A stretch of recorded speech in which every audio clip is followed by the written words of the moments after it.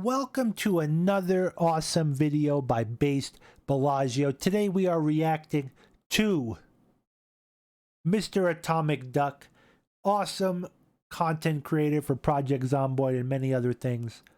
Project Zomboid is getting their multiplayer update. Rumor is by Christmas. But first, before we get started, hit that subscribe button, hit that bell icon, stick around and comment down below. I love to see new faces in the chat and on the channel. Let's watch this video. I'm going to comment throughout and I hope you guys enjoy. Check out the original video. It is titled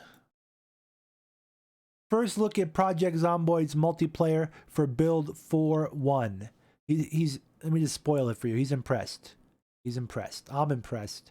And we're going to discuss some things along the way and what I'm excited about. Check this out.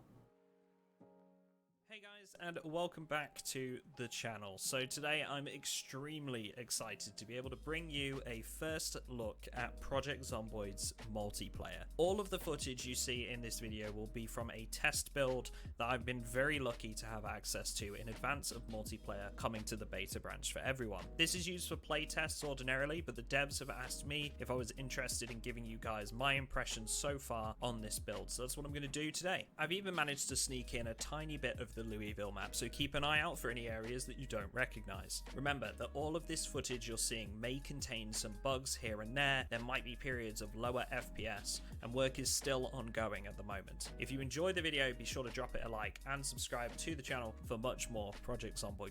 Let's pause here for a minute. This game is incredible. I don't think many people realize how big the map is.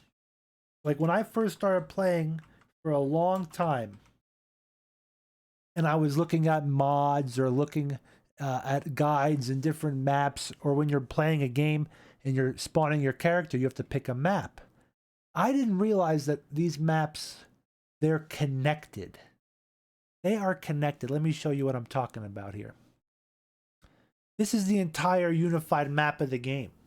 I usually play in the beginner area, is what people call it.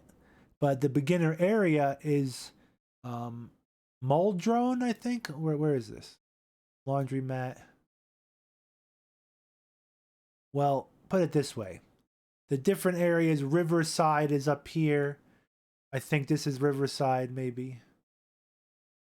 This is also another city over here. There's little towns, little offshoots, small little villages, you know, one horse towns you could drive through. There's gas stations out in the middle of highways, you know, crossroads. This is huge, guys. If you couldn't, I mean, you could walk it. You could survive and like travel, especially with friends, packing up, convoying, like going through the woods. Look how big this game is. Here's a street light for comparison and a tree. Your character's this small, and then zooming out. Like these are actual highways. This game is connected by vast open areas. They're adding more and more stuff all the time. You know, this is another small little community down here. I think there's a college down here, maybe, or one of these has a college. There's like there's a prison over here. I think this might be the prison. Looks like it to me. I mean, and now imagine multiplayer with a map this big. Let's say you have a 50-player server, even a 100-player server. When the day comes when they open up the servers that big, I think they're starting out at 30, if I'm not mistaken. But they are testing them to see how big they can get, and they're going to be community-run servers, like a lot of games out there. I think this is going to be amazing. Imagine 30 to 50 people, possibly 100 someday. You know, 50 would be comfy too. But 100 people would take over areas, neighborhoods, places, you know. There'll be gangs, clans, territories, factions, squads, whatever you want to call it. It's going to be amazing. Let's get back to the video. The map is amazing. These guys are on a new part of the map. I don't even know where they add it. Is there even a, you know? Incredible. Knox Country, Knox County 401. They're calling it country on the map.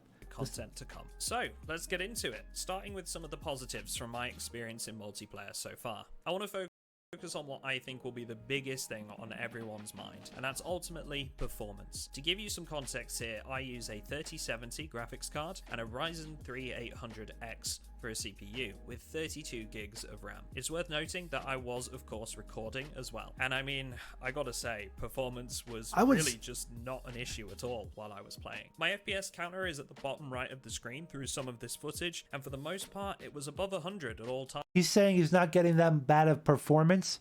I agree. Really, the bottleneck for this might be the internet, the bandwidth, all their coding, or the net code, you know? Obviously, having better hardware is going to help, but I don't think this game, even with the 4.1 build, is super intense. Put it that way.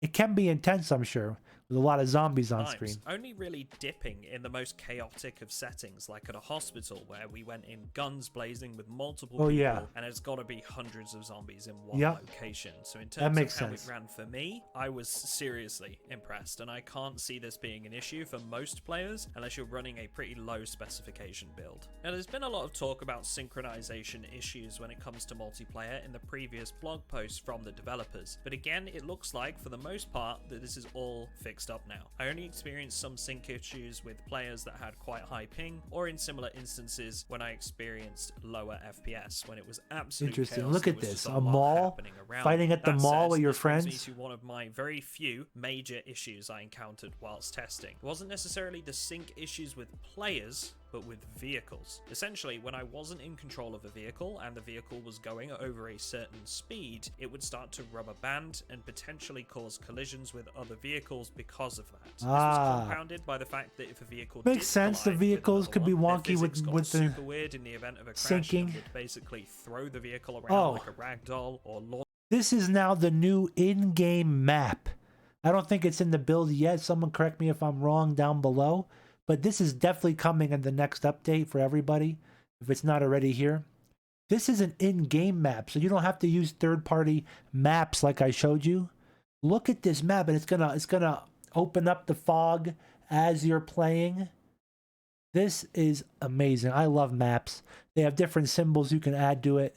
Launch it it's going to be awesome. Crash at a really high speed. So a couple of larger issues that are definitely going to need to be solved before release, but the team are aware of them at this time and are working to fix them, so that's positive. Now, that being said, this was really the only major problem that I encountered in my time spent testing the build, and this was over a good few hours of playtime at least. There were a couple of minor ones that I noticed, like some 3D item models were not quite matching the item that they were attributed to, like for example uncooked dough showing as the 3D model for bread that you've already cooked, and an issue where it's a beta. I mean, it's a test of a test. Once in a while when you killed one, or where they would still be flailing on the ground and you could hear them, but they were actually dead. But these aren't game breaking by any means and could be left in if it meant getting multiplayer to us for December, for them to be fixed later down the line. And if you're not quite up to date, December is the current target for multiplayer being released, with the latest current estimate being January,